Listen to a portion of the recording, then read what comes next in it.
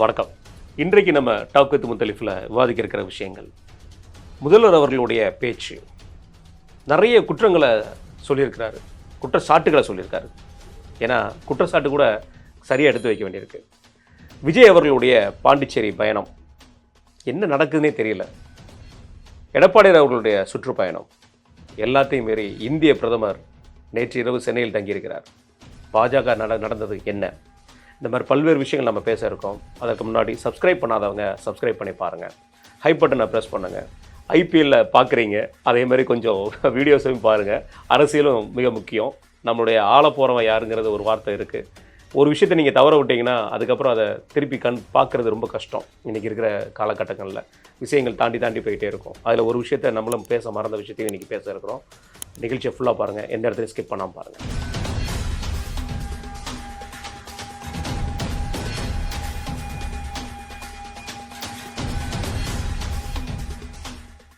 அண்ணா வணக்கம். ஐபிஎல் யாரும் பார்க்க மாட்டாங்க, ஏன்னா அது ஒரு சூதாட்ட கேம்னு எல்லாருக்கும் தெரிஞ்சு போச்சு. இந்த தடவை யார் ஜெயிக்கணும்னு ஃபிக்ஸ் பண்ணிட்டாங்க.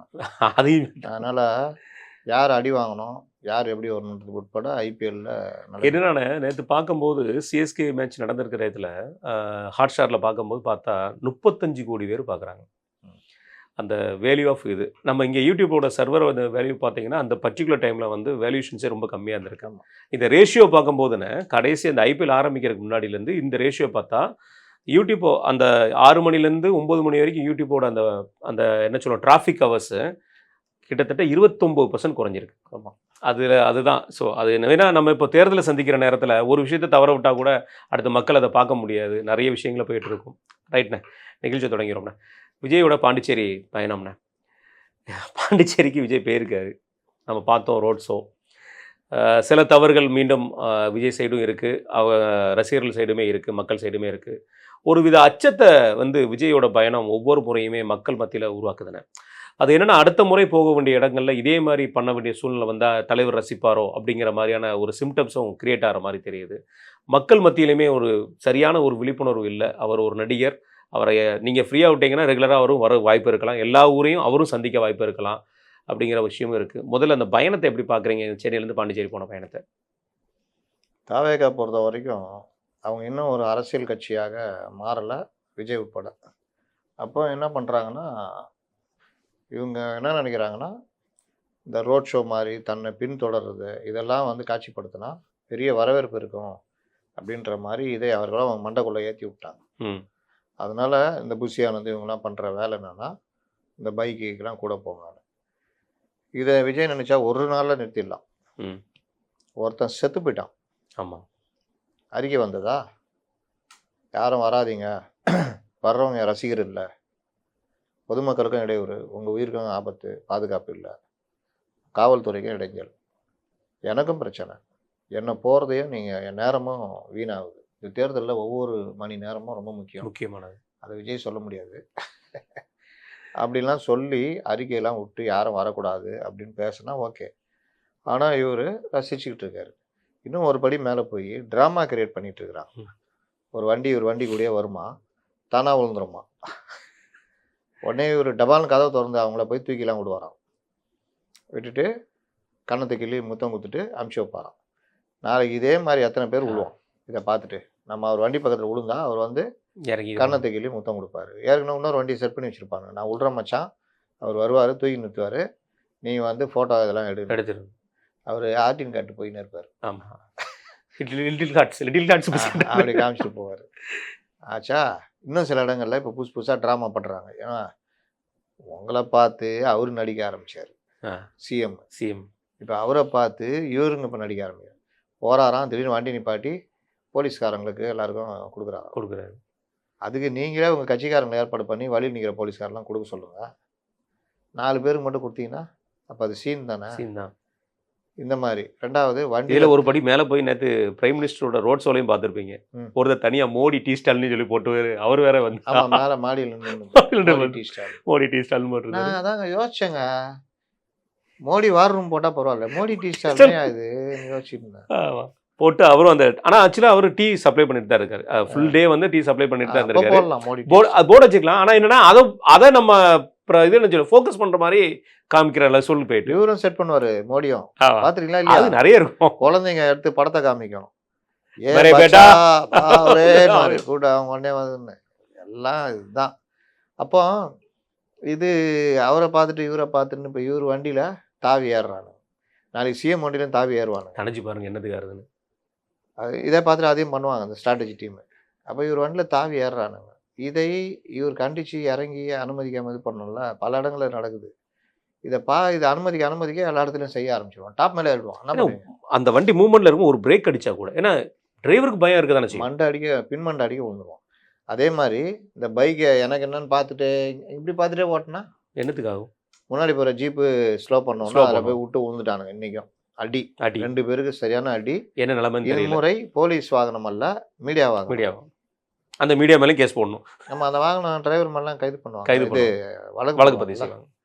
அதனால் இந்த சனி அளவு சனிலாம் நிப்பாட்டிட்டு பிரச்சாரத்துக்கு போக வேண்டியது. பாண்டிச்சேரிக்கு இந்த மாதிரி தான் போகணுமா? ஹெலிகாப்டரில் போய் இறங்கி அங்கேருந்து ஒரு வண்டியை வச்சுட்டு ஒரு 4 இடம் சுற்றிட்டு பிரச்சாரம் பண்ணிட்டு வர வேண்டியதானே.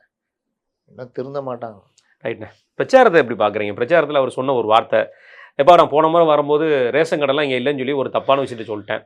அது என்னப்பா, அது தப்பான விஷயம் தானே அரசியல்வாதி பண்ணுறது. ஆனால் இதெல்லாம் ஒரு எக்ஸாமு, மக்களுக்கு இது எக்ஸாமு. அது எக்ஸாமில் வந்து கரெக்டாக இருக்கணும். என்னையே கேள்வி கேட்காதீங்க, இந்த மாதிரி விகடன் சொல்லியிருக்காங்க அப்படின்னு சொல்லி விகடனோட டேட்டாஸ் எடுத்து பேசினார். அதை தாண்டி வந்துட்டு கூட்டணி விகடன் நம்பி தானே உயிர் வாழ்ந்தது. ஆமாம், அதுமாதிரி கூட்டணி விஷயத்தையும் பேசினார். கூட்டணியை பொறுத்த வரைக்கும் காங்கிரஸ் திமுக கூட்டணியை பற்றி பேசினார், என்டிஏ கூட்டணியை பற்றியும் பேசினார். அவரோட சாடல் வந்து இன்னைக்கு போய் பேசும்போது அந்த அறிக்கைகள், அந்த தேர்தல் அறிக்கை இப்போ வரைக்கும் வரமாட்டேங்குண்ணே. ஏன்னு தெரியல நமக்கும். வந்துடுங்க 21ஆம் தேதி வெளியிடுவோம். 21 எலெக்ஷன் அடிக்கல. ஆமாம், இப்போ ஒரு 6லேருந்து 7 அறிக்கையை மட்டும் தான் சொன்னார். நம்ம இதில் மட்டும் தான் பாயிண்ட்ல பேசிட்டு நம்ம பேசிட்டோம். 6-7 பாயிண்ட் மட்டும் தான் சொல்லியிருந்தார். அதில் மகப்பேர் உள்ளவங்களுக்கு மாதம் 25,000 ரூபாய் வழங்கப்படும். மாதம் 25 சார் வருஷம் மகப்பேர் ஆனவங்களுக்கு 25,000 வழங்கப்படும். மாதம் இல்லை 25,000 வழங்கப்படும்ங்கிற வார்த்தையை சொல்லியிருக்காரு. அதே மாதிரி நம்ம ஆட்சிக்கு வந்த உடனே 6 மாதத்தில் உள்ளாட்சி தேர்தல் நடத்தப்படுங்கிற வார்த்தையும் சொல்லியிருந்தாரு. பாண்டிச்சேரிக்கு நிறைய நலத்திட்டங்கள் கொண்டு வந்துடும், மாநில அந்தஸ்தை பற்றி விஷயங்களும் பேசியிருக்காரு. ஓரளவுக்கு அந்த டச் பண்ணுறாரு. நம்ம அதை இப்போ முன்னை விட விஜய் அவர்கள்ட்ட அந்த டச் இருக்குங்கிறத ஒத்துக்கலாம். ஆனால் பேப்பர் பார்த்தே படிக்கிற சின்ன கம்ப்ளைண்ட்ஸ் இருக்குது. ஓரளவுக்கு டச் பண்ணுறாரு, முதிர்ச்சி பார்க்குறோம். ஆனால் சில விஷயங்களை அவர் தவிர்க்க வேண்டிய விஷயமும் இருக்குது. எப்படி பார்க்குறீங்க? இந்த தடவை இப்போ கூட வரலன்னா பின்ன எப்போ வரும் அப்படிங்கிற இது வந்து எப்படி நம்ம ராகுல் அவர்களுக்கு சொல்லுவாங்க மெச்சூரிட்டி வந்துருச்சு, அந்த மாதிரி தான் இருக்கு. தப்பாக புரிஞ்சுட்டாங்க. இன்னும் அவர் மெச்சூரிட்டிலாம் வரல. அப்போ அந்த மாதிரி தேர்தல் நேரத்தில் கூட இந்த பாயிண்ட்ஸ் கொஞ்சமாவது பேசலைன்னா என்ன பண்ணுறதுன்னு தான் அதை பேசி வச்சுருக்காரு. எனக்கு தெரிஞ்சு தமிழ்நாட்டில் இவர் பிரச்சாரத்தை ரொம்ப இடங்களில் மிஸ் பண்ணுவார். அதை பண்ணாமல் பண்ணணும். நீங்கள் பாருங்கள், ஆதவ அர்ஜுன் எங்கேனா விட்டாங்களா? ஒன்றுமே பண்ண முடியல. இந்த மாதிரி தான் பண்ணுவாங்க. இவர் பெரம்பூர் ஆரம்பிச்சோன்னா இவரையும் அங்கே லாக் பண்ணுற வேலை இல்லை, அங்கே எங்கேன்னு சுற்றுவார். இதுதான் நடக்கும் பெரிய அளவில். ஏன்னா என்ன, ஆனால் எல்லா இடத்துலையும் நல்ல ஒரு வரவேற்பு இருக்குது. ஆமாம், அதாவது ஆளுங்கட்சியாக வர அளவுக்கு ஒரு வரவேற்பு பார்க்க முடியுதோ இல்லையோ, ஆனால் ஒரு பெரிய வரவேற்பை பார்க்க முடியும். பெரிய வரவேற்பு இருக்குது. நேற்று நான் ஒரு ரேபிடோ புக் பண்ணி போனப்போ அது ஒரு இளைஞர் ஓட்டிகிட்டு வந்தார். பார்த்தோன்னே கேட்டேன் என்ன இதுன்னு. நம்ம அந்த தடவை டிவிக்கே தான் சார் அப்படின்னாப்புல. அதுக்கப்புறம் நான் லைட்டாக ஆரம்பித்தேன். அப்புறம் முதலமைச்சர் ஆக்கியே தீர்வுன்ற மாதிரி பேசினுக்கிறார். நீங்கள் சொல்கிறது எதுவுமே இல்லைண்ணா, அவரு தான் பண்ணுவார்ண்ணா. அவர் தான் பெருசு வயசாக நினைவா சொன்னார். பாதி புரியல. அப்பா இது இந்த செல்ஃபோனு அது இதுன்னு சொல்லிட்டே வந்தாப்புல. நான் கொஞ்ச நேரம் பார்த்தேன். தம்பி உங்கள் ஆளுங்க எல்லாருமே எனக்கு நண்பர்கள். ஆரம்பத்தில் இது கொஞ்சம் திரும்பி என் மூஞ்ச பாருன்னேன். பார்த்துட்டு சார் நீங்களா? நான் சார். அப்புறம் கொஞ்சம் சுதி குறைஞ்சது. உங்கள் ஆள் நல்லா ஃபேமஸ் இருக்குது, நீங்கள் கண்மூடித்தனமாக அவர் ஆதரிக்கிறீங்க, அதெல்லாம் உண்மை. ஆனால் யார் இந்த ஓட்டு மட்டும் ஒரு % வரும். அதை தாண்டி பொதுமக்கள் மத்தியில் ஓட்டு வரணும். அதை வர்றதுக்கான வேலையை உங்கள் தலைவர் பண்ணல. இவங்க 2 பேருமே பண்ண விடலை, அதான் உண்மை. சரி பார்ப்போம் எலெக்ஷனுக்கு அப்புறம் அப்படின்னு சொல்லி அனுப்பிச்சி விட்டேன். என்னன்னா திரும்ப ஒரு டிஃபேம் பண்ணிக்கிட்டே இருக்காங்க. யார்? ஆளுங்கட்சின்னு இல்லை, நான் போகிற இடத்துலலாம் சில பேர் வேணும்னு அந்த வார்த்தையை சொல்லி திட்டுறாங்க. நேற்று ஒரு இடத்துல போயிருந்தா ஒரு நண்பர் அவர் பேசுகிறாரு, இவனுங்கெல்லாம் யாருங்க இவனுங்கெல்லாம் அவனுங்க தாங்க இருப்பாங்க, அவனுங்கெல்லாம் சும்மாங்க அப்படின்ற மாதிரி சில்லுண்டி பசுங்கன்ற மாதிரி பேசுகிறாங்க. நான் சொன்னேன் பாய் உங்கள் வீட்டிலே 4 ஓட்டு அவங்களுக்கு இருக்கும் அப்படின்னு. அதெல்லாம் கிடையாது, போய் கேளுங்க. ஒரு 30 வயசு கீழே இருக்கிற ஆளுங்கெல்லாம் போய் கேளுங்க. நீங்கள் வேணால் போடாமல் இருப்பீங்க, கேட்டு பாருங்க அப்படின்னு கம்முன்னு மௌனமாயிட்டார். அப்போ நம்ம விஜய்க்கு சொல்ல வருது என்னன்னா, இது ஓகே, மக்கள் மத்தியிலும் ஓரளவுக்கு இருக்குது. இல்லை கடைசி நேரத்தில் எதுக்காண்டி உனக்கு ஓட்டு போடணுங்கிற ஒரு கேள்வி வரும்ல. அது வரும், அது ஒன்று வரும். ரெண்டாவது, ஒரு டிஃபேம் பண்ணிகிட்டு இருக்காங்கல்ல, ஆமாம். அதுக்கு இடம் கொடுக்குற மாதிரி தானே நீங்கள் பேனட்டில் ஏறுறது, வண்டியில் வந்து விட்றதுலாம். அப்போ என்ன ஆகுதுன்னா, இதுக்கான ஆட்கள் தான் இவங்க, நம்ம ஏன் இவங்களுக்கு ஓட்டு போடணுன்ற மனப்பான்மை பொதுமக்கள் மத்தியில் வந்துடும். அதை மாற்றணும். என்கிட்ட கூட ஒரு வேட்பாளர் சொன்னார், சார் அவங்க அப்படி தான் சார், அவங்களுக்கு ஒன்றுமே தெரியாது சார், நம்ம என்ன சார் பண்ணுறது, இப்படி தான் பண்ணி ஆகணும் சார்ன்ற மாதிரி. பாருங்கண்ணே, நம்ம பேசணும், நம்ம மட்டும் தான் பேசணுங்கிற மாதிரி இருந்துச்சு, மற்றவங்களாம் வேற மாதிரி கொண்டு போனாங்க. திருத்தணி வேட்பாளருக்கு இப்போ நடந்தது பார்த்தீங்களா, கூத்து நடந்ததா? அது ஒரு தலைகீழ கேஸ். ஆமாம், கடைசியில் நான் வாக்கிங் போகும்போது அது நடந்துச்சு. திருத்தணி வேட்பாளர் வேற டீ சாப்பிட்றதுல போய் எல்லாருக்கும் வாங்க சார், டீ சாப்பிடுங்க சார்னா அதெல்லாம் தேர்தல் இதில் வராதா? இத்தனைக்கும் லாயரு, விவரம் தெரியும். இல்ல லாயரு நீங்க விவரம் தெரியும்லாம் சொல்ல அளவுக்கு அந்த ரூல்ஸ் எல்லாம் அடிக்கடி படிச்சு பேசுவார். அவர் இதுல படிச்சிருப்பாருன்னு நம்பிக்கையில சொல்றேன். அவர் எப்படிப்பட்டவர்னு தெரியும், ரொம்ப பேருக்கு தெரியும், லாயருங்களுக்கே தெரியும். நான் ரொம்ப பேர்கிட்ட பேசியிருக்கேன். அதெல்லாம் கிடையாது, அது வேற. இது ஒன்று. அப்போ பல இடங்கள்ல ஒத்துழைப்பு இல்லை வேட்பாளர்களுக்கு, பல இடங்கள்ல வேட்பாளர்கள் இது இல்லை, அந்த மாதிரி ஓடிக்கிட்டு இருக்குது, பிரச்சனைகள் ஓடிக்கிட்டு இருக்குது. ஆனால் அது இவர்கள்ட்ட மட்டும் இருக்கிற மாதிரியே காமிக்கிறாங்க. எல்லா இடத்துலையும் இருக்குது, திமுகலையும் இருக்குது, திமுக இருக்குது, எல்லார்கிட்டையும் இருக்குது. ஆமாம், திமுக குறிப்பாக சொல்ல போனால் நிறைய விஷயங்களை பார்க்கப்படுது. ரெண்டாவது, இந்த பிரச்சாரத்தை எப்படி பார்க்குறீங்கன்னா, அவர் வந்து குறிப்பிட்டு சொல்ல போன விஷயத்தில் என்னென்னா, அவர் ரங்கசாமி அவர்கள்ட்ட நல்ல பழக்க வழக்கம் உள்ள க்ளோஸாக இருந்த இவ்வளோ தான். ஆனால் அந்த கூட்டணியுமே வந்து சாடி பேசியிருக்காரு. நான் வந்தால் இதெல்லாம் பண்ணிடுவேங்கிற ஒரு விஷயத்தையும் சொல்லியிருக்கிறாரு. அவரோட பேச்சில் அதாவது நம்ம இன்றைக்கி சில எல்லாருமே அறிக்கை விடுறதான், தேர்தல் வாக்குறுதிகள் கொடுக்குறதான். அவர் கொடுக்குற வாக்குறுதிகள் எப்படி பார்க்கப்படும் நினைக்கிறீங்க? மக்கள் மத்தியில் ரீச் ஆகும்னு நினைக்கிறீங்க? ஏன்னா அவர் பேசுகிறதும் ஷார்ட் அண்ட் ஸ்வீட்டாக முடிச்சிடுறாரு. அதில் ஒரு விஷயம் நல்லது இருக்குது. ஏன்னா நம்ம இந்த யங்ஸ்டர்ஸை பார்க்குறோம் நிறைய பேரை, ஏன் நம்ம வீட்டில் இருக்கிறவங்களே பார்க்குறோம். அவ்வளோதான், இவ்வளோ போதுமே, இதுக்கு மேலே என்ன இருக்குங்கிற திங்க் பண்ணுறாங்க. இது போய் மக்கள்கிட்ட எந்த அளவுக்கு ரீச் ஆகும் நீங்கள் நினைக்கிறீங்க? போதுமே, இதுக்கு மேலே என்ன வேணுமான்னா யாரும் கிடையாது. அப்படி பொறுமை இல்லைன்னா கிளம்பி போன்னு சொல்லிடணும். வாழ்க்கை அதெல்லாம் கிடையாது. இவன் தான் போய் கல்யாணம் ஆனவுடனே நைட்டு போய் துண்டை விரித்து எல்கேஜிக்கு அட்மிஷனுக்காக 10 கிடப்பான். இவன் தான் கவர்மெண்ட் இதில் போயிட்டு உட்காந்து கிடப்பான். அங்கெல்லாம் பொறுமை இருக்கும். நமக்கு தேவையான விஷயம் பேசும்போது பொறுமை இருக்கு.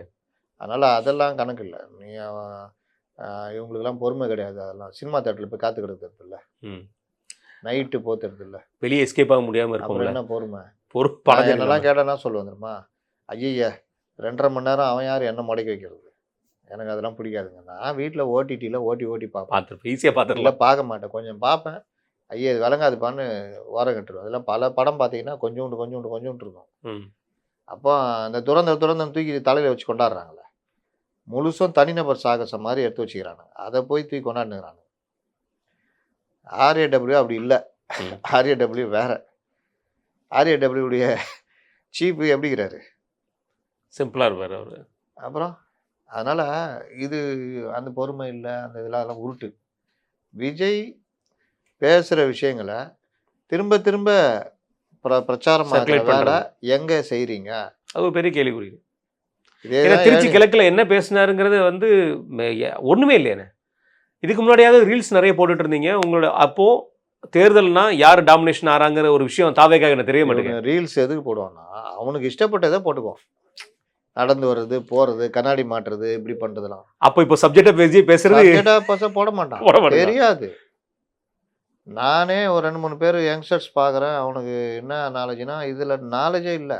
பாட்டு தானே, அவன் அந்த பாட்டை போட்டு நடந்து வர மாதிரி போகிற மாதிரி அதை ஸ்லோ மோஷனில் போட்டு, இதுக்கு தான் லாய்க்கு. அவருடைய கோரிக்கை என்ன நான் பேசியிருக்காரு, அதை பிரபலப்படுத்துகிற மாதிரி எங்கேயாவது காமிங்க நீங்கள். இவ்வளோ சொன்னார்ல வாக்குறுதி, யாராவது தாவே கேளாது. ஓட்டு கேட்டு எங்கேயாவது பண்ணுறாங்களா? சுவரெழுத்து இதெல்லாம் வந்து நினச்சிக்கிறாங்க. நேற்று ஒரு வேட்பாளர்கிட்ட வந்து பிரச்சாரத்துக்கு போகும்போது நான் கிராஸ் பண்ணேன். அப்போ என்கிட்ட கொடுத்துட்டு என்ன பண்ணுவீங்க, என்ன நாங்கள் எல்லாம் பண்ணிடுவோம் எங்கள் தலைவர் எல்லாம் பண்ணுவார். இது என்னப்பா படத்தில் உள்ள காமெடி மாதிரி பேசுகிறீங்களப்பா மாதிரி இருந்தது. ரைட்ண்ணே. இப்போ நம்ம அந்த பவள விழா கட்சியை சார்ந்த முதல்வர் அவர்களை பற்றி பேசுவோண்ணே. நேற்று பேசியிருந்தார் திருநெல்வேலியில். ஒரு விமர்சனக்குரிய விஷயந்தான் அது. ஏன்னா எடப்பாடியார் அவர்களுக்கு சொல்லி இந்த குற்றச்சாட்டுங்கிறது ஒரு ஆடியோ ரிலீஸ் ஆகிருந்துச்சு. அந்த ஆடியோ சர்ச்சை மூலமாக, ஏன்னா நம்ம ஏன் அதை பேசுகிறோன்னா, ஆடியோ வெளியிட்டது இந்த காலத்தில் எல்லாமே பண்ண முடியுது, ஆடியோ வெளியிட்டவராக ஒத்துக்கணும், இல்லை பேசினவராக இது பண்ணணும், அது கண்டென்ட் பண்ணணும், இந்த சில விஷயங்கள் இருக்கனால நம்ம இந்த விஷயத்தை தவிர்த்து போனோம். ஆனால் 2 தலைவர்கள் பேசிட்டாங்க. அப்போ நம்ம பேசுறதுக்கு நமக்குமே இது ரைட்ஸ் இருக்குது.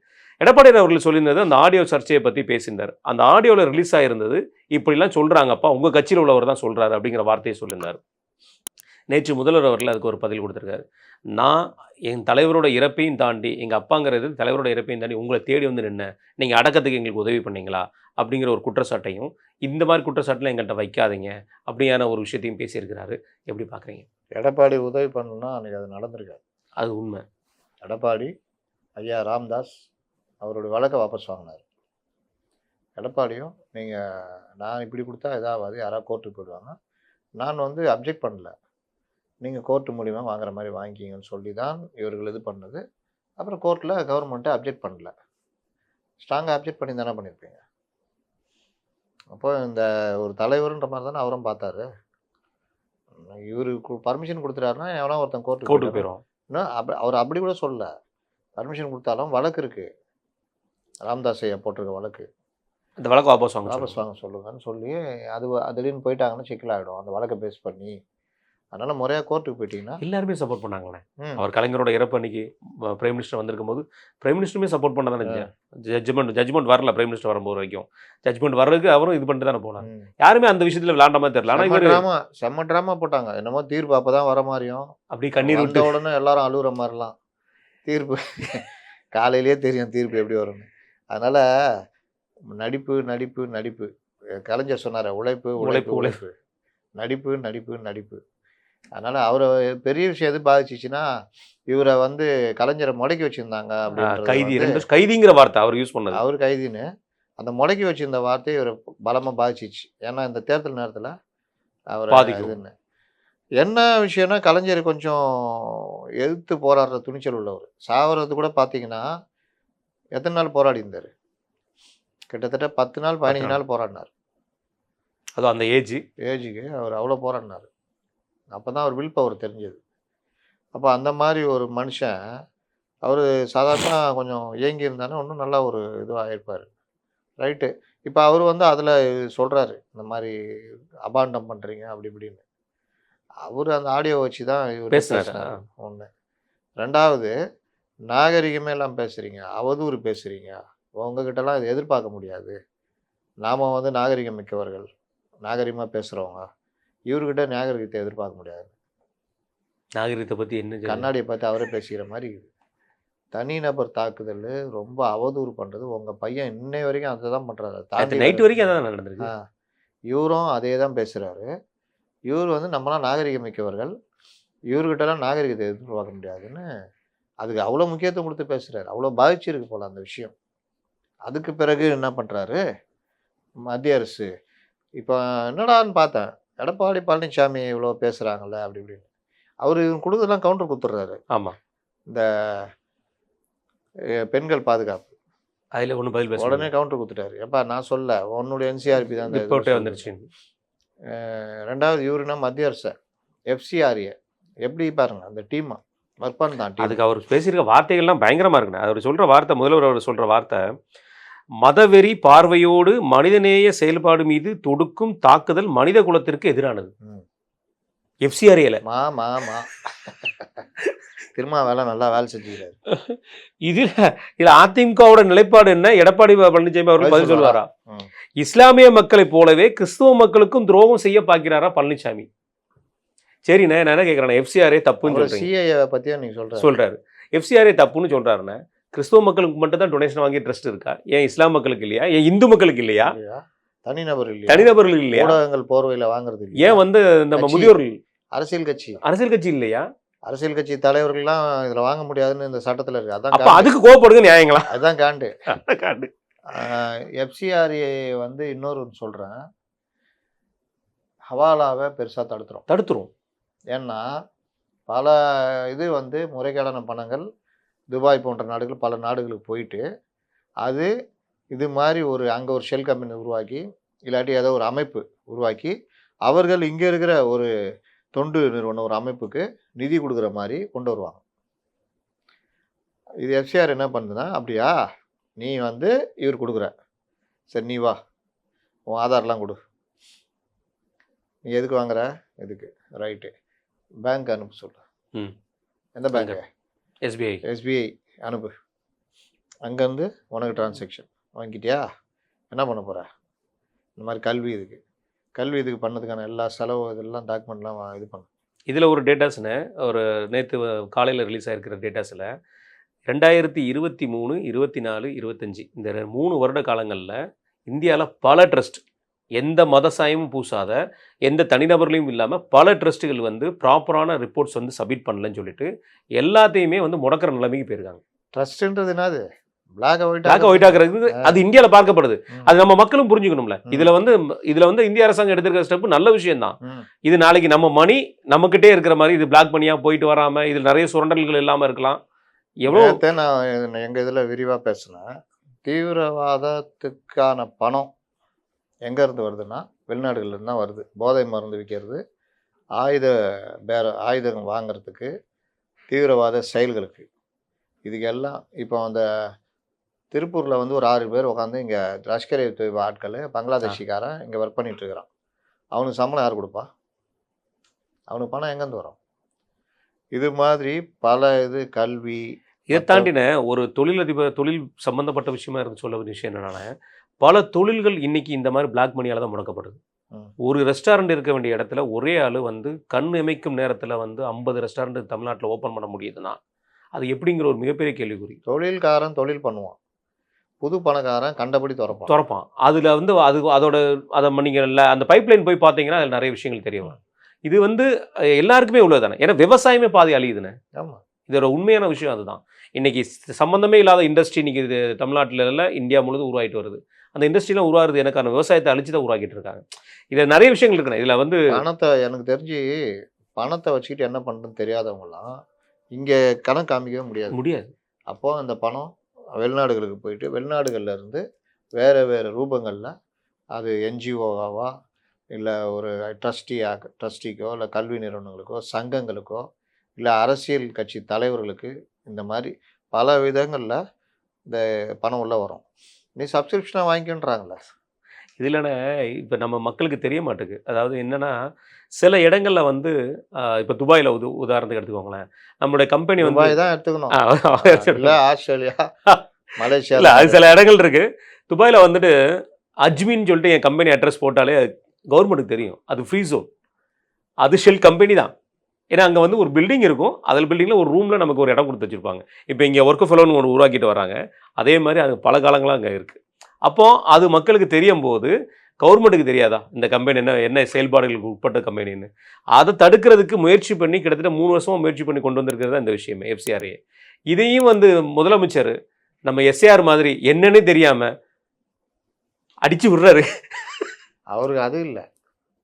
அவருக்கு என்னங்க நீ சொல்ல தப்புன்னு யாராவது எஸ்ஐஆரில் நெஞ்சு பொறுக்கல, நெஞ்சு வெடிச்சிரும் போல இருக்குதுன்னாரு. அதுக்கப்புறம் அதை பற்றி வைக்கப்பட்டாரா? குறைந்தபட்சம் நம்ம விஜய் கூட ரேஷன் கடை பற்றி தப்பாக சொல்லிட்டேன்னு ஒத்துக்கிறாரு. ஆமாம், இவர் எஸ்ஐஆர் பற்றி என்னென்னா உருட்டினார். இவர் மட்டும் இல்லை, அப்பா இந்த அன்னைக்கு சரவணன், அந்த மெல்டிங் பாயிண்ட் சரவணன் அப்படிதானே அவர் சொல்லிக்கிறாங்க. நம்ம சொல்லல. அவர் என்ன பண்ணுறாரு, இந்த 10,000 ரூபா ஸ்கீம் இங்கே 5,000 ரூபா கொடுத்தாருல, அதை இது பண்ணுறப்போ 5,000 ரூபாலாம் தேர்தலுக்காக பண்ணல அப்படின்னா. இல்லை, நீங்கள் தானேங்க பீகாரில் 10,000 ரூபா குற்றம் சாட்டினீங்க. பீகார் ஜெயிச்சது அது காரணம் இல்லை. என்ன அது எஸ்ஐஆர் மூலியமாக ஆளுங்கட்சி எதிர்கட்சிகளுடைய வாக்குகளை அப்படியே என்னமோ பேசிக்கிட்டு இருக்காரு. அப்புறம் இங்கே என்னன்னு கேட்டால் அதுக்கு அவர் பதில் சொல்ல முடியல. வாய் புளித்ததை மாங்காய் புளித்ததான் அப்படியே பேசிட்டு போயிருது. அந்த இது மாதிரி தான் இவர் எஸ்ஐஆர் பற்றி சிஎம் பேசினார். வக்பு திருத்த மசோதா இஸ்லாமியர்களுக்கு துரோகம் பண்ணிட்டாங்க. என்ன துரோகம் பண்ணாங்க சொல்லுங்கள்? அது பட்டியலிட மாட்டேங்காரனே. எப்படி பட்டியலிடுவாங்க? அவங்கள பொறுத்த வரைக்கும் மேலோட்டமாக ஒரு பொய்யை சொல்லிட்டு பாஜகனா இஸ்லாமியர்களுக்கு துரோகம் பண்ணும். ஆமாம். வக்போர்டுனா இஸ்லாமியர்களுக்கு, எந்த இஸ்லாமியருக்குன்னு ஒரு கணக்கு இருக்குல்ல வக்போர்டு. ஏழை இஸ்லாமியருக்கு இந்த வக்போர்டு ஏதாவது பயன் இருந்ததுன்னா சொல்லுங்கள், ஒத்துக்கலாம். எந்த இஸ்லாமியராவது ஏழை இஸ்லாமியர்களுக்கு வக்போர்டுனால இந்த பயன் விளைந்தது ஒன்று சொல்லுங்கள். வக்போர்டு சொத்துக்காது தானே. ஒரு பெண்களுக்கோ விதவை பெண்களுக்கோ கணவனால் கைவிடப்பட்டவர்களுக்கோ இல்லை இஸ்லாமியர்கள் சிறு தொழில் தொடங்கிறதுக்கு உதவி, இல்லை இஸ்லாமிய குழந்தைகள் கல்வி பயில வக்போர்டு பள்ளிகள், இல்லை இஸ்லாமிய குழந்தைகள் இதுக்கு கல்லூரிகள் போகிறதுக்கு இது, இல்லை இஸ்லாமிய குழந்தைகள் நீட் பயிற்சி பெறத்துக்காக நீட் பயிற்சி மையங்கள், இல்லை இஸ்லாமியர்களுக்கான மருத்துவமனை, சின்ன சின்ன நர்சிங் ஹோமு, திருமண மண்டபம், இந்த மாதிரி ஏதாவது வக்ஃப் போர்டுனால செஞ்சுருந்தீங்க, இல்லை பேசணும். இஸ்லாமியர் குழந்தைகள் கல்வி பயிலத்துக்கு ஸ்காலர்ஷிப்பு கொடுக்குறோன்னு சொல்லுவாங்க. 100ல் 1 அங்கங்கே இருக்கும். அதுக்கு அப்ளை பண்ணி எல்லாம் பண்ணணும். எங்கே இருக்குது, என்ன இருக்குது? இல்லை வக்ஃப் போர்டு நிலங்களை இல்லைண்ணே, இந்த இஸ்லாமியர்களுக்கு வகுப்பு ஆகட்டும், இந்த முத்தலாக் ஆகட்டும், வரும்போது இந்தியா முழுவதுமே எந்த ஒரு இடத்துலையும் பிரளயம் வெடிக்கலையே. இப்போ சிஏக்கு இவங்க பண்ண மாதிரியான ஒரு பிரச்சாரத்தை இதுக்கு ரெண்டுக்குமே பண்ண முடியலையே. பெரிய அளவில் பிரளயம் இந்த இடத்துலையும் வெடிக்கலை. இப்போ வகுப்புக்கு இவங்க பண்ண மாதிரி சிஏக்கு பண்ண மாதிரி பிரச்சாரம் பண்ணியிருந்தாங்கன்னா நீங்கள் என்ன ஆயிருக்கும்? அந்த அளவுக்கு எந்த இடத்துலையும், ஏன்னா மக்களுக்கே தெரியுது, அங்கே உள்ள இஸ்லாம் மக்களுக்கே தெரியுது எந்த யூஸும் இல்லாத ஒரு இதுங்கிறது. அவன் வக்ஃப் போர்டை விட்டு விலைக்கு ரொம்ப நாள் ஆச்சுங்க. வக்ஃப் போர்டு ஒரு கூட்டம் வச்சுக்கிட்டு அது தனியாக தனியாக போயிட்டு இருக்காங்க. நான் அதான் கேட்குறேன். இல்லை வக்ஃப் போர்டு நிலம் இருக்குல்ல, அந்த நிலத்தில் இஸ்லாமியர்களுக்கு ஏதாவது குடியிருப்பு கட்டி கொடுத்துருக்கியா? எங்கேயாவது சொல்லு. தமிழ்நாட்டிலே கேட்குறேன். இது வக்ஃபு ப்ராப்பர்ட்டி இங்கே கட்டியிருக்கோம் அப்படின்னு. இங்கே எக்மோரில் மோதி பாபா தர்கா பக்கத்தில் ஒரு ப்ராப்பர்ட்டி பெருசாக 3 கோடி ரூபா அந்த ஃப்ளாட்லாம், அது வக்ஃப் போர்டு இடம் தான் கட்டினாங்கன்றாங்க. யாருக்கு போகுது? யாருக்கு போச்சு? இப்போ வக்ஃபு சொத்துக்களை முறைப்படுத்தி அதை வெப்சைட்டில் போடணுன்றாங்க. சட்டம் வரட்டும், அதுக்கப்புறம் பாருங்கள் தெரிஞ்சு போயிடும். சும்மா பேசிகிட்டு இருக்கிற இஸ்லாமிய இருக்காங்கல்ல, அவங்க எல்லாம் இதுக்கு எதிராக குட்ரா நீ என்ன பதுக்கி வச்சுருக்க, இடத்த ஏன் விற்ற, ஜாயிண்ட் வெஞ்சர் போட்டு நீ சம்பாதிச்சு போயிடுவியா முதற்கொண்டு எல்லாம் தோண்ட ஆரம்பிச்சிடுவாங்க. இவ்வளோ நிதி வந்திருக்குது, ஏழைகளுக்கு என்ன பண்ண, ஏழை முஸ்லீம் என்ன பண்ண, தொழில் தொடங்க கடன் கொடு. ஏழை இருக்கிறதுலே வறுமையில் அதிகமாக இருக்கிறது இஸ்லாமியர்கள் நிறைய. நீங்கள் போங்க, ஓட்டேரி போங்க, இந்த ஏரியா ஃபுல்லாக போங்க, ட்ரிப்ளிகன் போங்க, ஐசோஸ் போங்க. ஐசோஸில் யானைக்குளம்னு ஒரு இடம் இருக்குது, பிஎம் தர்கான்னு இருக்குது. நீங்கள் பார்த்தீங்கன்னா குடிசை பகுதி மக்களோட கேவலமாக இருக்காங்க. அவங்களுக்கு நீங்கள் எதாவது பண்ணியிருக்கீங்களா? அந்த பிஎம் தர்கான்ற பகுதியெலாம் அவ்வளோ இடம் காலியாக இருக்குது. இடிச்சிட்டு ஒரு குடியிருப்பை கட்டி கொடுக்கலாமா? காசா இல்லை அவங்கள்ட்ட?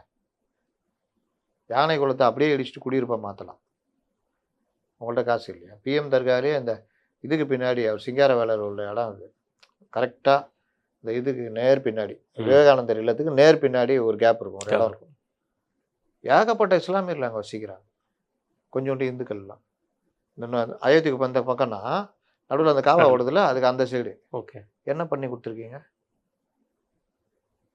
உட்காந்துட்டு இவர் யோக்கியர் மாதிரி இஸ்லாமியர்களுக்கு இது என்ன வக்ஃப் போர்டு என்ன பண்ணுச்சு?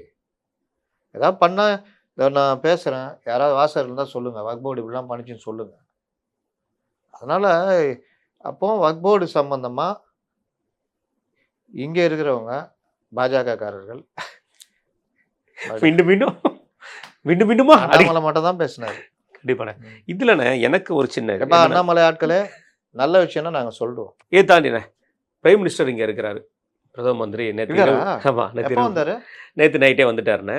அது பார்க்கணும். அது என்னன்னா பிரேக்கிங் நியூஸில் கூட எதுவுமே இல்லை. காலையில் 9:45 வரைக்கும் ஒரு செய்தி கூட வரல. பிரைம் மினிஸ்டர் கலந்து கொள்கிறார்ங்கிற மாதிரியான செய்திகள். பாஜக தலைவர்களுக்கு ஒரு அன்பான வார்த்தைகளை நிறைய விஷயங்களை பேசியிருக்காரு பிரைம் மினிஸ்டர்ங்கிற வார்த்தைகளும் பேசப்படுது. அதே மாதிரி வேட்பாளர் பட்டியல் நேற்று ரிலீஸ் ஆயிருக்கு. அந்த வேட்பாளர்களும் பலருமே சந்திச்சிருக்காங்க. அந்த மையக்குழு மீட்டிங்கில் கலந்துருக்காங்க, சிலரும் கலந்துருக்காங்க. விஷயம் பேசப்படுது. பாஜக நடப்பது என்ன? இன்னைக்கு அண்ணாமலை அவர்கள் காலையில் ப்ரெஸ் மீட் கொடுத்துருந்தாரு. நிறைய விஷயங்கள் பேசியிருந்தார். நான் ஏன் 2026 போட்டியிடலைங்கிறதுக்கு காரணம் 2024 ஓபிஎஸ் அவர்கள் போட்டியிட்டார் அப்படின்னு பேசியிருந்தார். ஆனால் இறுதியில் ஒரு வார்த்தை சொல்லியிருந்தார், நான் மே 4க்கு அப்புறம் பேசுகிறேன் அப்படிங்கிற ஒரு வார்த்தையை சொல்லியிருந்தார். இதுதான் அண்ணாமலைகிட்ட இருக்கிற பிரச்சனை. அது என்ன? அண்ணாமலைகிட்ட இருக்கிற பிரச்சனை இதுதான். திரும்ப திரும்ப தான் சொல்கிறோம், நீங்கள் பெரிய ஆள் கிடையாது. நீங்கள் பெரிய ஆள்னு ஒரு இதை உங்கள் ஆதரவாளர்கள் நினச்சிட்டு இருக்கலாம். கட்சி தான் பெருசு. அந்த கட்சி தமிழ்நாட்டில் வளர்த்து கொண்டு போகணுன்னு பலரை பயன்படுத்துது, உங்களையும் பயன்படுத்துது. அண்ணாமலையால் தான் பாஜக வளர்ந்ததுன்னு சொல்லிக்கிட்டு இருக்கிறாங்க. அப்படிலாம் பார்த்தானே தெலுங்கானாவில் வளர்த்தாருண்ணே அங்கே உள்ள மாநில தலைவர். அடுத்த நிமிஷம் பதவியிலேருந்து தூக்கினாங்க. தெலுங்கானா இழந்து போச்சு. ஆனால் அந்த தலைவர் சைட்லேருந்து எந்த பிரச்சனையுமே இல்லையே. அப்போ அதுக்கு என்ன நம்ம சொல்கிறது? இங்கே மட்டும் ஏன் இப்படி இருக்க வேண்டிய சூழ்நிலை வருது? இவர் ஒரு கொஞ்சம் பேரை வச்சுக்கிட்டு இந்த சமூக வலைதளத்தில் இது பண்ணிக்கிட்டு இருக்காரு. அது பிரதமருக்கும் தெரியும், எல்லாருக்குமே தெரியும். திரும்ப திரும்ப சொல்கிறேன், இவர் இவருக்கான இவர் மேலே வைக்கிற விமர்சனம் தான். இன்றைக்கி கூட முதல்வருக்கு கரெக்டாக பதில் கொடுத்தது அண்ணாமலை தான். மும்மொழியை பற்றி முதல்வர் ஆமா. சிபிஎஸ்சியில் ஒரு கடிதம் எழுதிருக்காரு. அது ஒரு பெருமையாக பேசிக்கிறார். நான் பிரதமருக்கு கடிதம் எழுதினேன். இந்தி திணிப்பு, மும்மொழி இதுன்றீங்க, வேற்று நாட்டு மொழி இதுன்றீங்க. அதில் என்ன பிரச்சனை இருக்குது, என்ன இருக்குன்றத சரியாக அண்ணாமலை லிஸ்ட் அடிச்சுட்டு அவுட் பண்ணிடுறேன். அவர் பொண்ணு ஸ்கூல்லேருந்து போய் கேட்டுங்க, உங்க சந்தேகம் இருந்தால் அவங்க ஆள் நடத்துறதுல கேட்டுங்கன்னு மும்மொழி கொள்கையிலேருந்து எல்லாத்தையும் சொல்லிட்டார். இதை இவர்கள் பண்ணுறது கிடையாது. ஏன்னா தெரியாது. இதுதான் பிரச்சனை. தெரிகிற ஆட்களையும் கூட வச்சுக்கிறது கிடையாது. அது அதோட பெரிய பிரச்சனை. எனக்கு தெரியாதுன்றது மேட்டர் கிடையாது. Matter. நான் தலைவராக வந்துட்டேன். தெரிஞ்ச ஆளை கூப்பிட்டு அவனை கண்டுபிடிக்கணும். ஏம்பா இந்த மாதிரி முதல்வர் பேசுகிறேன், அதில் உண்மைத்தன்மை நான் சொல்லு, நான் ஒரு அறிக்கையாக ஒன்று அப்படின்னா அது ஏன் அண்ணாமலைக்கு மட்டும் அந்த இது கிடைக்குது? அவங்க தேடுறாங்க. இது மட்டும்தான் அண்ணாமலை பண்ணுறாரு. அடுத்து என்ன பண்ணுறாரு? நான் ஏன் இது பண்ணேன்னு மே 4 சொல்கிறேன்னு. சும்மா இருக்கிற வாய்க்கு தீனி போடுறீங்களா? இன்னைக்கு ஃபுல்லாக தானே டிபேட்டு. அப்போ ஏதாவது ஒரு பிரச்சனை இருக்குன்றதை திரும்ப திரும்ப நீங்கள் அந்த லைம் லைட்லேயே வச்சுக்கிட்டு இருக்கிறீங்களா? அப்புறம் என்ன யோகியர் நீங்கள்? உங்கள் கட்சி பிரச்சனையை நீங்கள் பொதுவெளி கொண்டு வந்துக்கிட்டே இருக்கீங்களா? ரிசைன் பண்ணதே சொல்ல வேண்டிய அவசியம் இல்லையே. நீங்கள் அந்த பிரச்சார குழுவிலேருந்து நான் ரிசைன் பண்ணேன்னு சொல்லி என்ன அவசியம் இருக்குது? அப்போது இவர் எங்கே இருந்தாலும் நான் ராஜாவாக இருப்பேன். நேற்று எனக்கு ஒருத்தர் போடுறாரு, ஒரு பத்திரிக்கையார் போட்டார். அவர் வந்து இந்த மாதிரி டைப்புங்க, அவர் இப்படிலாம் அடங்க மாட்டாருங்க, அவர் இப்படி தாங்க. அதெல்லாம் பாஜக நடக்காது. அவங்க ஊரில் எல்லாரையும் பார்த்துட்டு வந்தவங்க. இது ஒன்று. இதில் இன்னொரு விஷயம் பார்த்தீங்கன்னா, நான் தொகுதி கேட்கவில்லை, நான் வேண்டாம் என்று தான் சொன்னேன்றாரு. அது அண்ணாமலை ஆதரவாளர்னா நம்பலாம், இல்லை அந்த பத்திரிகையாளர்கள் மற்றவங்க நம்பலாம். நமக்கு பிஜேபி உள்ளக அந்த மீட்டிங்கில் உக்காந்தவங்கள நம்மளுக்கு தெரியும் என்ன நடந்துச்சு உட்பட. அப்போ இவருக்கிட்டே என்ன தொகுதி, நான் நேற்றே பேசிட்டேன், என்ன தொகுதி கொடுத்தாங்க, இவர் என்ன தொகுதி கேட்டார், இவர் வடக்கு கேட்கல அப்படின்லாம் சொல்கிறாரு. கோவை வடக்கு நான் கேட்கலன்றாரு. நான் இதை பார்க்குற மற்ற ஆட்களுக்கு நான் சொல்லிக்கிறேன். இப்போ ஒரு தடவை போய் பிஜேபி வெளியிட்ட பட்டியலை எடுத்து பாருங்கள். 5 தொகுதிகள் கொஞ்சம் கருப்பாக போல்டாக இருக்கும். ஏன்னா அமைச்சர் எல்முருகன் கூட அந்த போல்ட்னஸ் இல்லை. கொண்டைய மறைக்க தெரியும். காங்கிரஸ்காரன் தான் அப்படிங்கிறானா, இவங்களும் அப்படியா? கொண்டைய மறைக்க தெரிய வேணாவா? அந்த 5 தொகுதியும் மொடக்குறிச்சி, அறந்தாங்கி, கோவை வடக்கு, மயிலாப்பூர், விளவங்கோடு, இது 5மே பிரச்சனையாக இவர்களுக்குள்ளேயே உருட்டிக்கிட்டு இருந்து, மயிலாப்பூரும் மொடக்குறிச்சி என்ன காரணம்னா அண்ணாமலைக்கா தமிழிசைக்கா, அண்ணாமலைக்கா கிருத்திகாக்கா அப்படின்றதான் அந்த 2 தொகுதி. அறந்தாங்கி அவினாசி இது நம்ம எல்முருகன் ஆதரவாளருக்கா, இல்லை பாவம் ஒரு மனுஷன், ஒரு பேர் கூட எனக்கு மறந்து போச்சு, அவர் ட்ரை பண்ணியிருந்தார், நல்லா ஒர்க் பண்ணி வச்சுருந்தார், நேற்றுலாம் ரொம்ப சோகமாயிட்டார், அவருக்கான்றதுனால அது நின்று போயிடுச்சு. விளவங்கோடு விஜயதரணிக்கா இல்லை வேறு இதுக்கான்றதுனால அது தனியாக நின்றுது.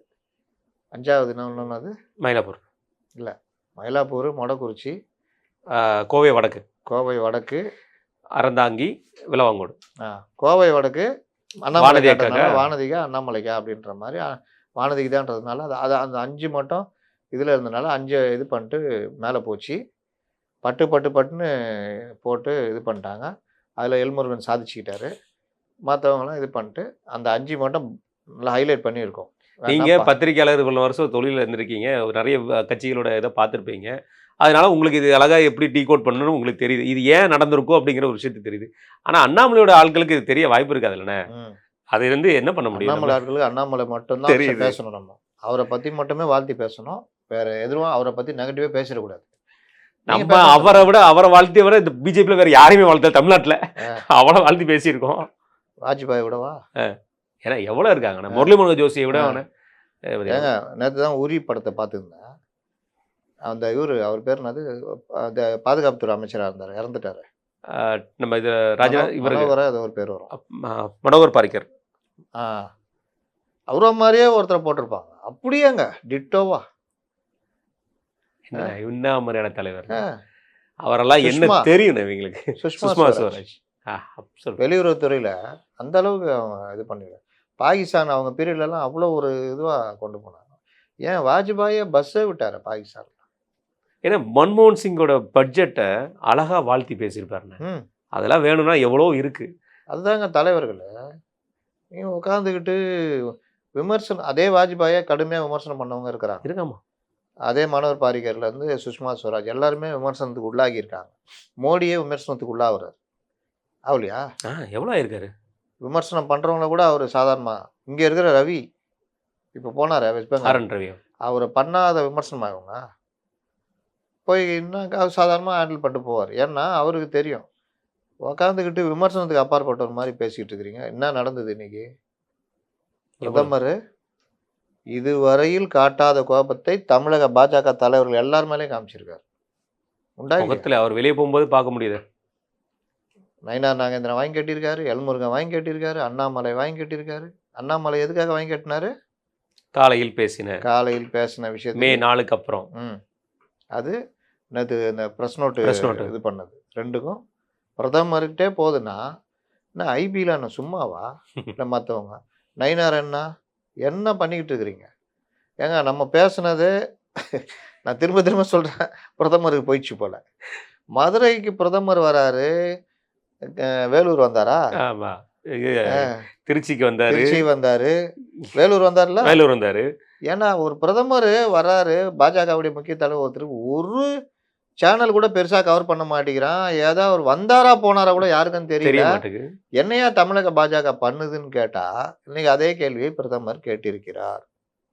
அதாவதுன்னு இன்னைக்கு காலையில ஒரு மீட்டிங் அவர் அட்டன் பண்ணியிருக்காரு, ஒரு மியூசிக்கோட கம்போசிங்கோட விஷயம். அதுல இருக்கிற விஷயம் என்னன்னா, அடுத்த கட்ட லெவலுக்கு அந்த மியூசிக் கம்போசிங் கொண்டு போகுது. இப்போ ஒவ்வொரு துறையிலையுமே அதுல சிறந்து விளங்குற நம்ம தமிழகத்தை சேர்ந்த ஒருத்தரை சந்திச்சிருக்காரு. அதோட நியூஸ்ல வரல. அது பிரைம் மினிஸ்டர் ட்வீட் பண்ண அப்புறம் தெரியுது. எப்போ நீங்கள் போடுங்கணும்ல, இப்போ சில சேனல்கள் வச்சுருக்காங்க, அதுலையா பண்ணணுமே. எதுலேயுமே நமக்கு என்ன சொல்கிறது, பிரைம் மினிஸ்டரோட வருகை இப்படி பார்க்கப்படுது பாஜகவோட தலைமையினால்.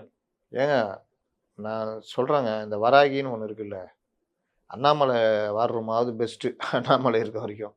இந்த வராகின்னு ஒன்று இருந்துக்கிட்டு இவங்க அப்ரூவல் வாங்கி போட்டு இந்த இவரை கூப்பிட்டு நயினாரை அந்த கோயிலுக்கு போ, இந்த கோயிலுக்கு கூட எல்முருகன், இது மட்டும்தான் வராகியில் சிஎம் பேசுறதுக்காக. ஏதாவது நீங்கள் பார்த்துருக்கீங்க ட்வீட்டு? எதுவுமே இருக்காது. சரி அது வேணாம், உனக்காவது ஒரு டீம் வச்சுக்கோ, தனிப்பட்ட முறையில் வைக்கணும்ல, வச்சுக்கிட்டு அடி நயினார் நாகேந்திரன் இதை ஃபேமஸ் ஆக்குங்க. ஆமாம், அறிக்கை விட்டுக்கிட்டே இருங்க, ஒவ்வொருத்தருக்கும் பதில் சொல்லுங்க. எவ்வளோ விஷயம் இருக்குண்ணே. அது பிரச்சாரம் ஆரம்பிச்சுட்டு நிறைய கொட்டி கிடக்கு. ஏங்க அது முன்னாடி இருந்த ஒரு பல விஷயம் சிஎம் எனக்கு என்னன்னு பேசிட்டு இருக்காரு, அதுக்கெல்லாம் பதில் சொல்ல வேண்டியது. ஒண்ணுக்காவது பதில் சொல்லிருக்கீங்களா? காலையில சிஎம் வாக்கிங்ல போனதே ஒரு பெரிய இதுதான். எனக்கு ஏன் ஓட்டு போட போறீங்க, எதுக்கு ஓட்டு போடணும்னு கேட்டுச்சு அந்த அம்மா. நீங்க நல்லது பண்ணிருக்கீங்க அதனால உங்களுக்கு அந்த நல்லது. அப்ப ஜூனியர் ஆர்டிஸ்ட் எனக்கு ஏன் ஓட்டு போட போறீங்கன்னு கேக்குறாருன்னா அப்ப அவருக்கே தெரிஞ்சிருக்கு, ஐயோ எதுவும் பண்ணல போல இருக்கு. பொதுவா போய் யார்கிட்டயா போய் கேட்டா எனக்கு ஏன் ஓட்டு போட போறீங்கன்னா யார் சொன்னான்னு கேட்டிருப்பாங்க. நாங்க எப்பங்க சொன்னோம்? இன்னொன்னு இதெல்லாம் 2016 சொல்லிட்டேன் நான். அது அதுக்கு சில பேர் குதிக்கிறாங்க நம்ம ட்விட்டர்லலாம், ஏய் போய் டீ குடிக்கூடாதா? அப்ப நான் கேட்கறேன், நீங்க யார் தான் ஆளு? நீங்க யாரோட ஆளு? திமுககாரரும் உங்களை திட்டுறாங்க, தவைக்காரரும் திட்டுறாங்க, அண்ணாமலை ஆளுக்கும் திட்டுறாங்க. அப்ப நீங்க யாரோட ஆளுக்கு? நம்ம யதார்த்தவாதி வெகுஜன விரோதின்னு ஒரு இது உண்டு. ஆமா, ஒரு பழமொழி உண்டு. அதனால வாழ்த்தும் போது அப்படியே ஜாலியா இருக்கும். ஐயோ நீங்க சூப்பருங்க அப்படின்னுவாங்க. எதிர்த்து பேசும்போது கோவம். எதிர்த்து பேசல, விமர்சனம் வச்சா கோவம் வரும். அதனால அதெல்லாம் நம்ம இன்னைக்கு விஜய் இது பல இது நம்ம தான் சொல்லிக்கிட்டு இருக்கிறோம். ஊரே சொல்லிச்சு அவ்வளோதான் விஜய் வேட்மனு பூட்ட கேஸ் அப்படி இப்படின்னு. டேய் ஒரு மண்ணு கிடையாது, ஒரு சப்ளிமெண்ட்ரி இது பண்ண. இன்னைக்கு ஒருத்தன் உருட்டின்னுக்கிறானுங்க, விஜய் போய் அவரே போய் சப்ளிமெண்ட்ரி வேட்மனு மறுபடியும் தாக்கல் பண்ணுறாராம். அதனால பிஜேபி இன்னொரு காங்கிரஸ் அப்படின்றத தமிழ்நாட்டில் மீண்டும் மீண்டும் நிரூபிச்சிட்டு இருக்கிறாங்க. அவரவர்கள் சீட்டு வாங்குறது தான் முனைப்பாக இருக்கிறாங்க. அதை போய் சேர்றதுல பல விஷயங்களில் இவர்கள் இல்லை அப்படின்றது தான் பார்க்கணும். புது புது ஆட்கள் கொடுக்குறன்ற போர்வையில் தகுதி இல்லாத ஆட்களுக்கும் கொடுத்ததாக பாஜகக்குள்ளே சொல்கிறாங்க. அதனால் இது இப்போ அண்ணாமலை பிரச்சாரத்துக்கு போனார்னா, நேற்று பியூஷ் கோயல் சொன்ன மாதிரி அண்ணாமலை தேவை பிரச்சாரத்துக்கு. அந்த தேவைன்றதை வச்சுக்கிட்டு ஒரு இது பண்ணாமல் அவர் பிரச்சாரம். எனக்கு ஒரு விஷயம் புரிய மாட்டேங்குண்ணே. அண்ணாமலை பியூஷ் கோயல் அவர் பேசுகிறத கோட் பண்ணி பேசுகிறாரு, பியூஷ் கோயல் அண்ணாமலை அவர்கள் பேசுகிறத கோட் பண்ணி பேசுகிறாரு. இதுக்கு முன்னாடி பாஜக தலைவர்களை நம்ம பார்த்ததே கிடையாது. ஏன்னா பாஜக தலைவர்களை பொறுத்த வரைக்கும் ஒரு விஷயத்த பேசுகிறாங்கன்னா எந்த ஒரு தலைவரையும் கோட் பண்ணி பேச மாட்டாங்க. ஏன் இந்த சூழ்நிலை உருவாக்கணும்னு? தமிழ்நாட்டில் எப்படியாவது ஜெயிக்கணும், திமுக ஆட்சியை வீழ்த்தணும்னு பார்க்குறாங்க. அதில் சின்ன சின்னங்கள் கூட வரக்கூடாதுங்க. ஆனால் இவர் திரும்ப திரும்ப அந்த இதில் தான் போய் கை வச்சிட்டு இருக்காரு அண்ணாமலை. அதனால தான் திரும்ப திரும்ப உள்ளே இழுக்க பார்க்குறாங்க அந்த பிரச்சாரம் மற்ற விஷயங்கள்ல. இன்றைக்கும் அதானே மே 4 சொல்லுவோன்னு என்ன அர்த்தம்? என்ன அர்த்தம்? எங்களுக்குள்ள பிரச்சனை இருக்குது, நான் இன்னைக்கு சொன்னால் அது நல்லா இருக்காது, அதனால நான் மே 4 வச்சு செய்கிறேன் பாரு. அப்புறம் மே 4 வரைக்கும் இந்த பிரச்சனை இழுத்து தானே போகும். நம்மளுக்கு அதான் சொல்கிறேன். இன்னைக்கு டிபேட் எடுத்துருவாங்க. ஆமாம், வேற என்ன வேலை உங்களுக்கு? இன்னைக்கு இது இல்லாட்டி எஃப்சிஆரை பற்றி எடுப்பாங்க. அதில் ஒருத்தர் வருவார் கண்டிப்பாக. யாரு? பாலச்சந்திரனா? பாலச்சந்திரன், ஜெயகாந்தனா, அவர் நம்ம ஜெயரஞ்சன். ஜெயரஞ்சன் எல்லாம் இதுக்கு வர கவர்மெண்ட் இதுல எல்லாம் இருக்காரு, அது எப்படி வர முடியும்? அது வந்துருவாங்களே, இப்போதான் தேர்தல் ஆணையம் சொல்லிட்டாங்க. ஜென்ராம் இருக்காருல்ல, ஜென்ராம் அந்த மாதிரி ஆட்கள் தூக்கி போட்டுருவாங்க. அப்புறம் அறிவாளிகள்லாம் இருக்காங்க. கண்டிப்பாண்ணே. ரைட்டு. காங்கிரஸோட பட்டியல் வந்துருச்சுண்ணே. மறந்துட்டாங்களா அவங்களுக்கு 28 சீட்டு கொடுத்தது? பாஜக தான் 27 அனௌன்ஸ் பண்ணிங்கன்னா நாங்களும் 27 தான் சொன்ன மாதிரி சொல்லி அனௌன்ஸ் பண்ணி. மேலூர் பிரச்சனைங்க, 5 பேர் கேட்குறாங்க ஒரு தொகுதியை. ஏன்னா மற்ற இடத்துல மட்டும் என்ன ஒருத்தர் தான் கேட்டிருப்பாங்கண்ணே, எல்லா இடத்துலையும் கேட்குறாங்க. சரி, அதில் ஏதோ இது இருக்கு, அது மறைமுகமாக கேட்கணும்ல. நான் கேட்டேன் ஒருத்தரை, யார் ஜெயிச்சாருன்னா செல்வ பிறந்தகையும் சிதம்பரமும் ஜெயிச்சிட்டாங்க அப்படின்னா. என்னென்ன நீங்கள் இப்படி சொல்கிறீங்க? ஆனால் வந்து அண்ணன் செல்வ பிறந்தகை இந்த எலெக்ஷன் முடிஞ்சோன்னே தலைவர் பதவியை ராஜினாமா பண்ணுறப்பா. அவர் டேமே முடியுது, அப்புறம் என்ன? இன்னும் 2 வருஷம் இருக்காமண்ணே. அதாங்க அவர் டேம் முடியுதுங்க, 2 வருஷம்லாம் இல்லை. அவரே சொல்கிறார் இன்னும் 2 வருஷம் இருக்குது, நான் வந்து ஸ்ரீபெரும் மக்களோட மக்களாக இருக்க போகிறேன் அப்படிங்கிற வார்த்தையும் சொல்கிறாரு. ரொம்ப பிரித்து மேய்ஞ்சி பேசியிருக்காரு. ராஜ்யசபா தான் தரேன் இருப்பாங்க போல. தலைவர் பதவி பிடுங்க போகிறாங்கன்னு ராகுல் கடும் கோபத்தில் இருக்காருல்ல, பிடுங்கிறது முன்னாடி ராஜினாமா பண்ணலாம் பார்க்குறாரு போல. அதுதான். இருந்த 27 வேட்பாளர்கள் எப்படி பார்க்குறீங்க? நம்ம பார்ப்போம் எப்போவுமே காங்கிரஸை பொறுத்த வரைக்கும் தொன்று தொட்டு கொடுக்குற அந்த ஒரு வார்த்தையை சொல்கிறேன். 13, 14, 17 பேர் நினைக்கிறேன். மறுபடியும் 11 பேர், 18 பேர் தானே மொத்தமே. 11 பேர் நம்ம மறுபடியும் கொடுத்துருக்காங்க. இந்த விஜயகுமார், முனிரத்னம் கொஞ்சம் பேர் வேளச்சேரி கொடுக்கல. வேளச்சேரிலாம் வாங்கியாச்சு. அதான் கொடுத்துட்டாங்கிறேன், வேளச்சேரி கொடுத்துருக்காங்க. அதை அவர் வாங்கிட்டார். அப்படி சொல்லணும், அவர் வாங்கிட்டாரு. அதனால் அது இது 2 பேர் புதுமுகங்கள். ஒரு அம்மா வந்து ஏதோ ஒரு நாயுடு, பெண்கள்லையும் நாயுடுன்னு ஜாதிலாம் போட்டுக்குவாங்களா தெரியல, அது புதுசாக இருக்குது. ஏதோ கீர்த்திகா நாயுடு ஏதோ ஒன்று, அதை அவங்களே சொல்கிறாங்க, நீங்கள் சொல்லல. அவங்க கட்சிக்காரன்னு புதுசாகுது யாருன்னு போராட்டம். ஓ, அதுக்கு வேற போராட்டம்? வேற என்ன ஆள் திடீர்னு ஒரு ஆள், அப்புறம் யாரோ ஒரு சின்ன பையனை கொண்டு வந்து போட்டிருக்காங்க. அது சிங்காநல்லூர்ல பெரும் சர்ச்சைக்குரிய விஷயமா போயிருக்குன்னா, நேற்று ஃபுல்லாவே வந்து உருவபொம்மை எரிக்கிறதுலேருந்து ஏகப்பட்ட பிரச்சனை கோயம்புத்தூர்ல அனௌன்ஸ் பண்ண அந்த சிங்காநல்லூர் கவுண்டம்பாளையம். அதுதான், அது 2 பேர் தான். கவுண்டம்பாளையம் தான் நான் சொன்ன அந்த அம்மா, கிருத்திகா நாயுடு ஏதோ ஒரு பேர். பெரும் சர்ச்சைக்குரிய விஷயமா போயிருக்கு. அது அங்கே போராடுறாங்க. இங்கே அறந்தாங்கி பையனுக்கு வாங்கிட்டாப்புல, கஷ்டப்பட்டு வாங்கிட்டாப்புல திருநாவுக்கரசர். பிரின்ஸை காலி பண்ணிட்டாங்க. ஆஹா. அதுக்கு பதிலாக வேற ஒருத்தர் கொண்டு வந்திருக்காங்க. விஜயதரணிக்கு எதிராக ஒரு வேட்பாளர் நிறுத்திருக்காங்க. அவர் வந்து பிரவீன் அந்த பேர். அவர் நல்லா கிறிஸ்தவ மக்கள் மத்தியில் அங்கே டாமினேஷன் தான், நல்ல செல்வாக்குள்ளவர்.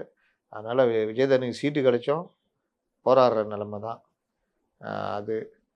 வேற என்ன பெருசா? மற்றபடி அவங்க தொகுதி அவங்க கிடச்சிருக்குது. செல்லகுமார் உடம்பு சரியில்லை, அது சரியில்லை சொல்லிட்டு மீண்டும் வாங்கிட்டாரு. மீண்டும் கிருஷ்ணகிரியை வாங்கிட்டாரு. அதெல்லாம் புதுசு. ஏன்னா வேட்பாளர் பட்டியல் பெரிதாக பேசப்படும் பொருளாகவே இல்லை காங்கிரஸில். அது எனக்கு ஒரு பெரிய கேள்வி. ஏன்னா சொல்லப்போனால் இப்போ பிஜேபியை விட்டுறாங்க, எப்போவுமே விஜய் விட்டுறாங்க. பெரும் அளவுக்கு வாக்கு இருக்குது, இங்கே இருக்குங்கிறது காங்கிரஸ் சொல்கிறாங்க. ஆனால் எவ்வளோ இருக்குன்னு நம்ம பார்த்துருக்கோம் எலெக்ஷன். காங்கிரஸோட பிஜேபி தாங்க வாக்கு அதிகம், அது நமக்கு தெரிஞ்ச விஷயம். ஈவன் அண்ணன் திருமாவோட பிஜேபி தான் வாக்கு அதிகமாக இருக்குது, நம்ம பார்த்துருக்கோம். திரும்ப எங்கே கொண்டு வரீங்க? அவர் எவ்வளோ 4% தானுங்க. ஆமாம், ரொம்ப அதிகம். அது அப்படி இருக்கும்போது காங்கிரஸோட வேட்பாளர் பட்டியலை பற்றின ஒரு பெருசான பேச்சுமே இல்லை, எதுவுமே இல்லாத காரணம் என்னன்னு? அது புதிதான விஷயங்களை கொடுக்க முடியல. திரும்ப இவங்க ஆதரவாளர். இன்னொன்று, மக்களுக்கும் இவங்களுக்கும் சம்மந்தம் இருக்காது. அதனால யாருக்கும் யாரையும் தெரியாது. காங்கிரஸ்காரனுக்கு தான் அவங்கள தெரியும், மற்றபடி இவர் அவர்னா யாருக்கும் தெரியாது. அப்போ நீங்கள் பார்த்தீங்கன்னா மாங்குடி அதே ஆள், கார்த்தி சிதம்பரம் ஆள் அவ்வளோதான் வந்துட்டார். இது ரூபி மனோகரன் வாங்கிட்டாரு. அப்படியாண்ணா? நாங்குநேரில் அவர் தொகுதியை வாங்கிட்டாரு. நீங்கள் எல்லாத்தையும் வாங்கிட்டாங்கன்னு சொல்கிறீங்களே? ஆமாம், வேற என்ன, கொடுக்கப்பட்டது எதுவுமே இல்லை, கொடுக்கப்பட்டது எல்லாம் எடுக்கப்பட்டதாக தான் இருக்கு. அதே மாதிரி தென்காசி கொடுத்தாங்களே உங்களுக்கு? தென்காசி இல்லை, தென்காசி கொடுக்கல. தென்காசி திமுக எடுத்துக்கிச்சு. திருவாடனை தானே, அது பழைய வேட்பாளர். எல்லாம் அப்படியே தான். கே ராமசாமி பையன் தான் நின்னாருங்க. அவரே தான் நிப்பாட்டி, ராஜமாணிக்கமாக ஏதோ ஒரு பேர் வரும். அவர் இன்னொரு தொகுதியாச்சு. இந்த மாதிரி பெரும்பாலும் எதிர்பார்க்கப்பட்டவர்களுக்கே கிடைச்சிருக்குது. கொஞ்சம் இது வெளியாட்கள், கொஞ்சம் இது வெளியாட்கள்னா இது புது ஆட்கள், சில இது இளையவர்கள் கொடுத்துருக்காங்க. 3 இளைஞர்கள் கொடுத்துருக்காங்க. அதுதான் விஷயம். அப்புறம் ஜமால் முகமது காலேஜ், மயிலாடுதுறை ஜமால் முகமது காலேஜ் இருக்குல்ல, ஆமாம், அந்த உரிமையாளர் பையன், அந்த ஃபேமிலியிலேருந்து ஒருத்தருக்கு ஒரு பாய் அவர் கொடுத்துருக்காங்க. ஆமாம், மயிலாடுதுறை. ரைட்டு. ஓகேண்ணே. என்னோட இறுதியான கேள்விண்ணே. இது வந்து மக்கள் தெரிஞ்சுக்கணுங்கிறதுக்காக தான் அந்த கேள்வியும் கேட்குறேன். நேற்று மேற்கு வங்காளத்தில 7 நீதிபதிகளே வந்து கிட்டத்தட்ட 9 மணி நேரம் வந்து கடத்தி வச்சிருந்திருக்காங்க. கடத்தி வச்சிருக்கப்பட்டிருக்கு. அதுக்கு அங்க உள்ள நீதிபதிகள் சைட்ல இருந்து பேசப்பட்டது, மேற்கு வங்கத்தோட தலைமைச் செயலாளர்கிட்ட பேசியிருக்காங்க. ம். அதே மாரி உள்துறை செயலாளர்ட்டயும் பேசியிருக்காங்க. ம். எந்த சைடும் சப்போர்ட் இல்லாம மேற்கு வங்க ஹைகோர்ட் நீதிபதியோட ரிஜிஸ்ட்ரார் வந்து பேசி, சுப்ரீம் கோர்ட் ஜட்ஜ் மூலமா, சீஃப் ஜஸ்டிஸ் மூலமா அவங்கள காப்பாத்தியிருக்காங்க நைட்டு. என்ன நடந்துட்டு இருக்கு? இங்க வந்து மேற்கு வங்காளத்தில வந்து பார்த்துட்டு இருக்கோம். நம்முடைய சீஃப் ஜஸ்டிஸ் சைட்லேருந்து சொல்லப்பட்டது வந்து சட்ட ஒழுங்கு பெரிதும் பாதிக்கப்பட்டிருக்கு அப்படிங்கிற வார்த்தையும், மாநில சட்ட ஒழுங்கு பாதிக்கப்பட்டிருக்குன்னு சொல்லியிருக்காங்க. எப்படி பார்க்குறீங்க?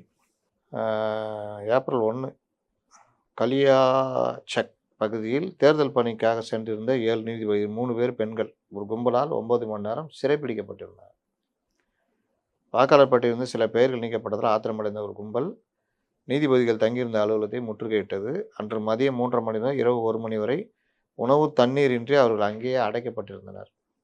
குழந்தைகள் முதற்கொண்டும்.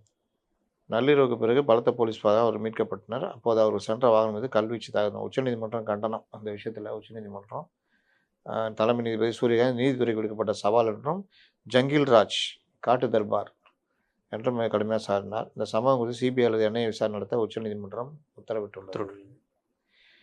இந்த கைது சம்பவத்தின் முக்கிய மூலாசிரியர் மபக்ருல் இஸ்லாம் என்பவர் சிலிகுரி விமான நிலையத்தில் தப்பிக்க முயன்றபோது கைது செய்யப்பட்டிருக்கார். அவரை கைது பண்ணிட்டாங்க. இது திட்டமிட்ட முற்றுகை சம்பவம், கடத்தப்படலை அப்படின்றாங்க. அது ஓகே. 9 நீதிபதிகளுக்கு 7 நீதிபதிகள் ஒரு இடத்துக்கு வர்றாங்கன்னா, காவல்துறை தான் அவர் ஒரு நீதிபதி எங்கேயா வெளியே போனாலே எஸ்கார்டு மற்ற விஷயங்கள் இருக்கும். 7 நீதிபதிகள் தேர்தல் பணிக்காக ஒரு இடத்துக்கு வர்றாங்கன்னா, அங்கே வந்து ஒரு குறைந்தபட்சம் ஒரு டெப்டி கமிஷனர் தலைமையில் பாதுகாப்பு கொடுத்தாலும் இருக்கும். அப்போது இது என்ன 9 மணி நேரம் அழைச்சி வைக்கிறாங்கன்னா, அந்த கும்பல் வந்து காவல்துறையை விட பவர்ஃபுல்லாக இருந்திருக்கு. ஸ்டேட் கவர்மெண்ட்டை விட பவர்ஃபுல்லா? இல்லை ஸ்டேட் கவர்மெண்ட்டே அந்த கும்பலுக்கு அனுகூலமாக நடந்துருச்சா? அதுவும் சுப்ரீம் கோர்ட்டு கண்டித்து போகிற அளவுக்குன்னா என்ன நடக்குது? தலைமைச் செயலரும் உள்துறை செயலரும் பதிலளிக்க சொல்லியிருக்காங்க இது சம்பந்தமாக. கலெக்டருமே அந்த இடத்துல என்ன பண்ணாங்க ஒரு கேள்வி, மிகப்பெரிய ஒரு கேள்வி எழுப்பியிருக்காங்க. ஆமாம், ஆட்சியர் தானே பொறுப்பு. பிவியோட ஆட்சி எப்படி போயிட்டு இருக்கு? தீதிக்கு தோல்வி பயம் வந்துட்டு இருக்கோம். அங்கே தான் லாக் பண்ணிட்டாங்களே பெங்களாதேஷ். எஸ்ஐஆரில் வேற பாதி முடிச்சு விட்டாங்க. ஆமாம், அதனால் தோல்வி முகத்தை நோக்கி போயிட்டு இருக்காருன்னு நினைக்கிறீங்க. ரைட், நன்றி. உங்கள் நேரத்தை